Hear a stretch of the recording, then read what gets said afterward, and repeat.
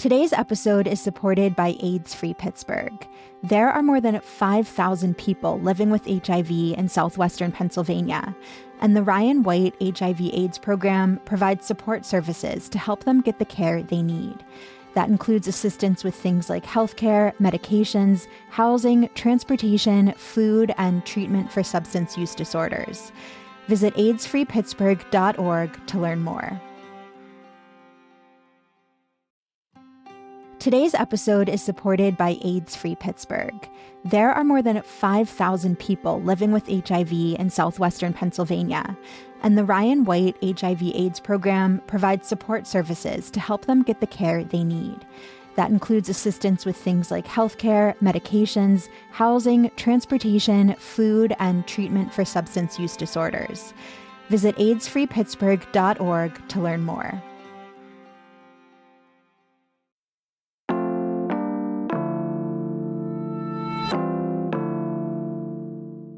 Today on CityCast Pittsburgh. Y'all, I believe in birthdays. A day, a whole season, and this week belongs to Pittsburgh. To celebrate our 267th year young, we're diving into an historical debate about how to spell our city's name. Now, obviously, it has an H now, but it wasn't always like that. Historian and author Virginia Montanez is back from the CityCast archives to teach us how the city got named, what happened to its precious H, and why it is still so hard for other people to get it right.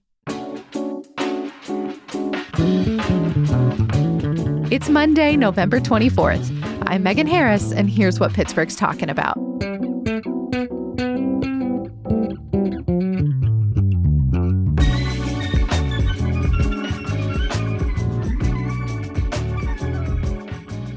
Virginia, I feel like it's pretty common knowledge where Pittsburgh got its name. William Pitt, British Earl, Prime Minister.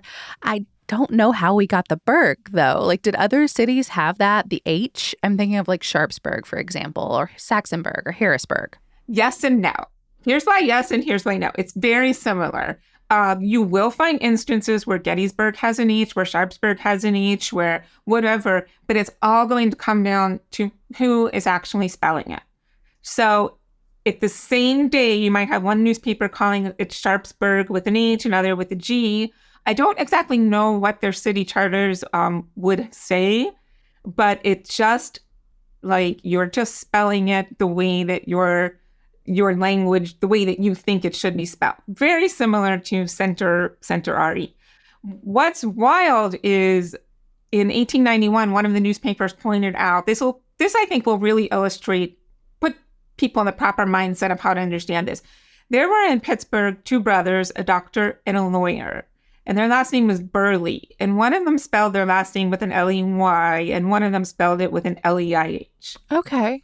So this was how you want to view all of this. It was a matter of personal preference.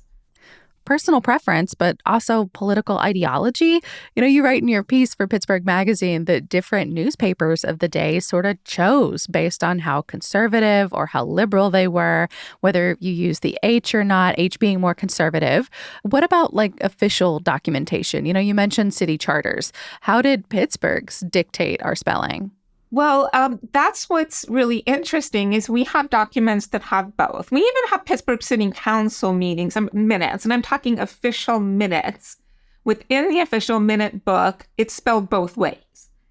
So, you know, we might have been incorporated with an H, and then that, like, as a city, it has an H, or as a borough, it might have an H, and then so it's just, this is why there was a debate for so long. People all had a document they could point to. They had a map. They had an official map. They had something that had their choice of spelling on it.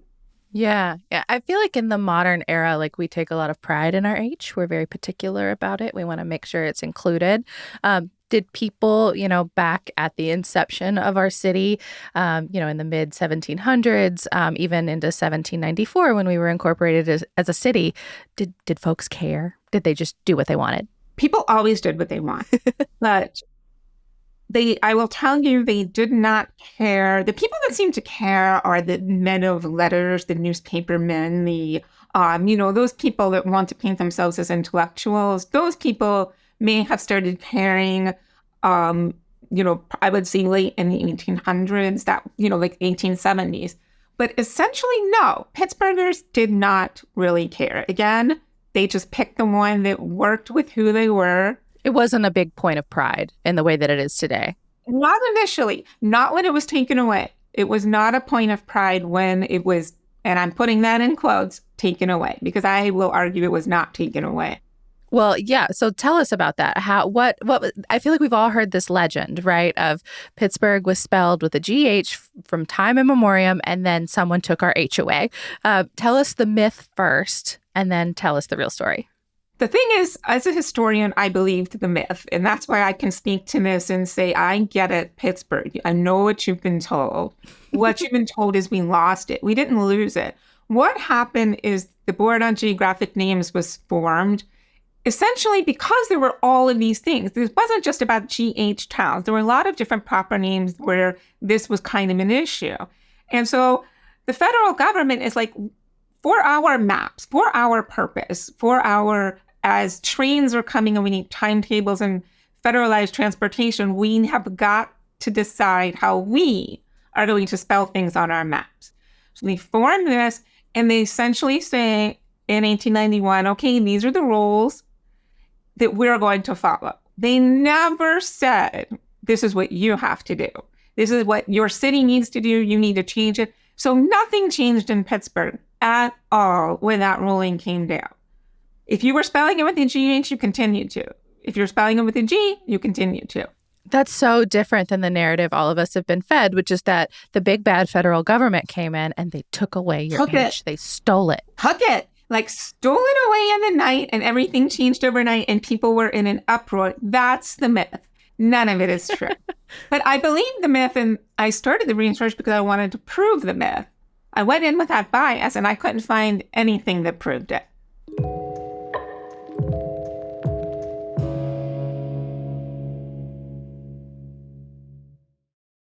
We are with you today thanks to the Greater Pittsburgh Nonprofit Partnership.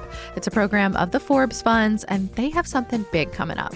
So this year marks the 20th year of the GPNP Summit, and it's such a great opportunity for anyone working to strengthen our region's nonprofits. Everyone is invited, whether you're a leader, an employee, a volunteer, or even just really passionate about an organization's impact.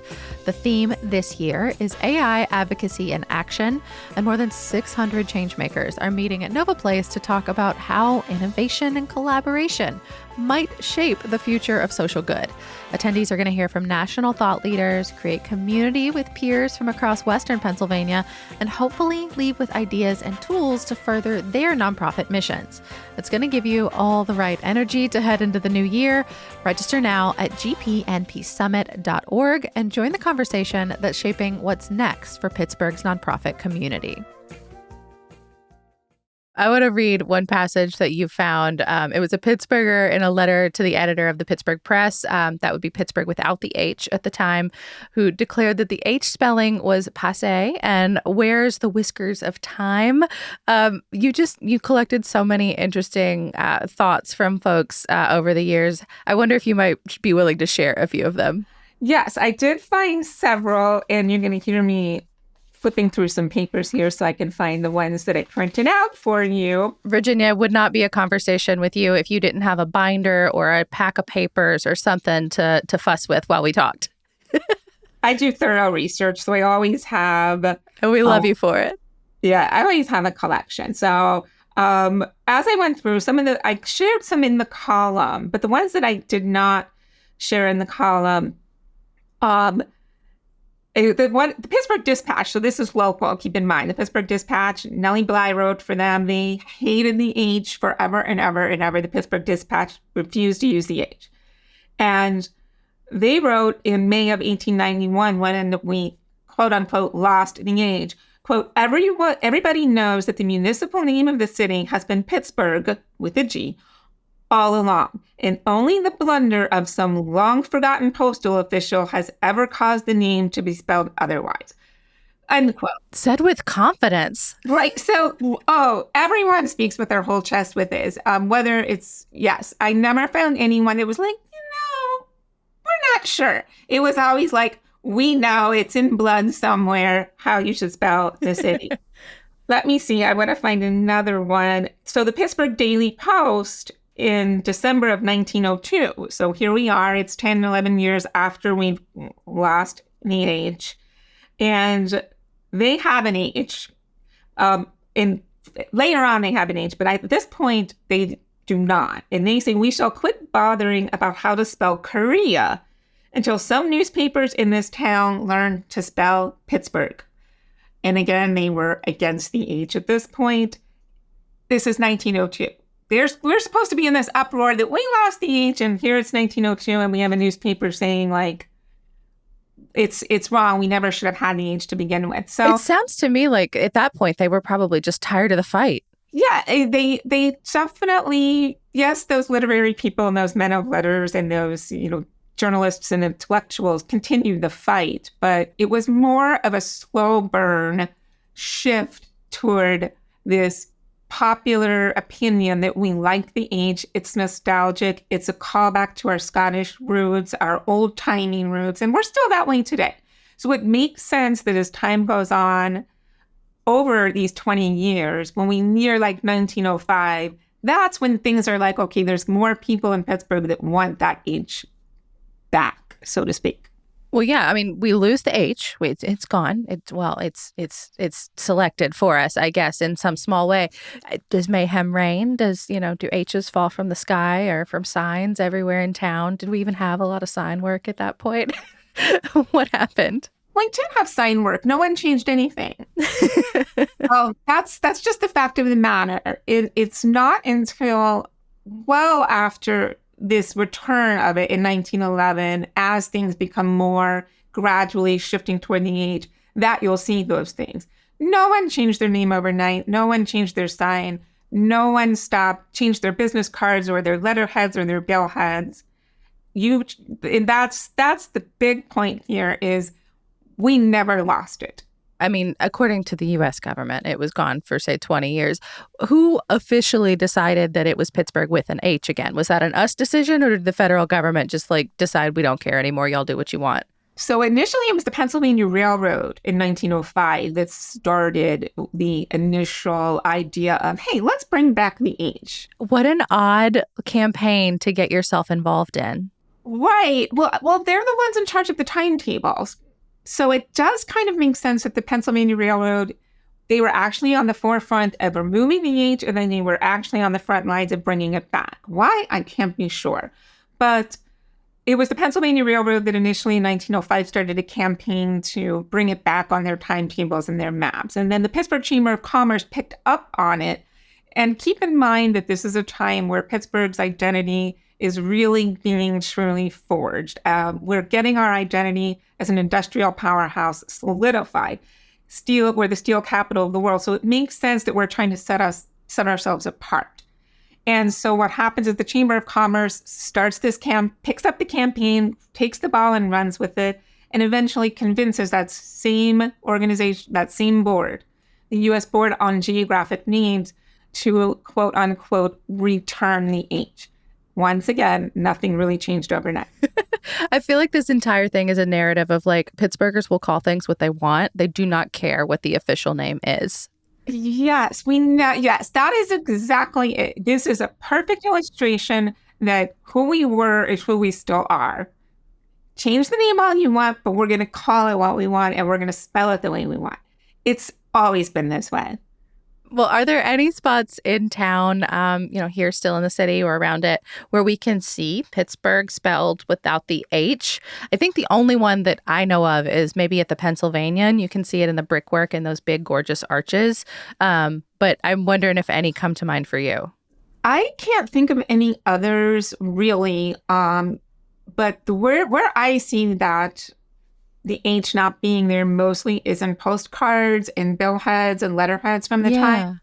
And the one thing you want to do is, if those are very easy to research, is look at the dates when you see those G's and look how they do not align at all with the official loss or the official return of the H. It's just not going to often line up. That's where I see it the most. What about you today? Do you have strong feelings about the H or, I don't know, any associations with it at this point? The good thing about me right now is I have the hindsight of not having hindsight. We all do. We don't know what it was like to have chosen how to spell it. But based on who I am, I feel like I would have been like the Pittsburgh Dispatch.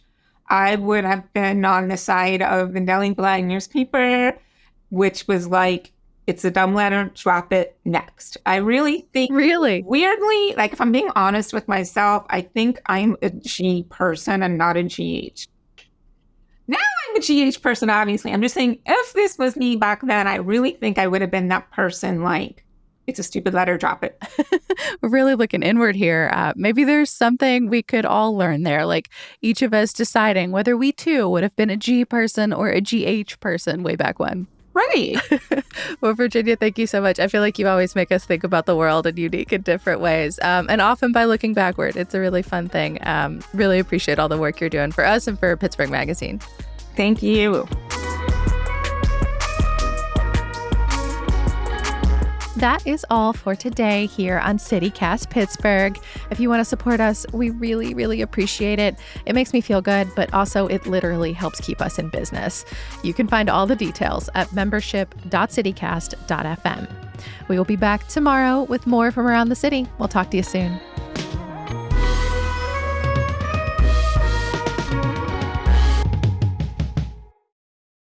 Producer Sophia Lowe in the background here, popping in. Kennywood's Lost Pittsburgh and the Pittsburgh Plunge both dropped the H. That's important context. Kennywood's honoring the old days, I guess. But I remember being younger and believing that they misspelled it. And I was like, Mom, they spelled Pittsburgh wrong.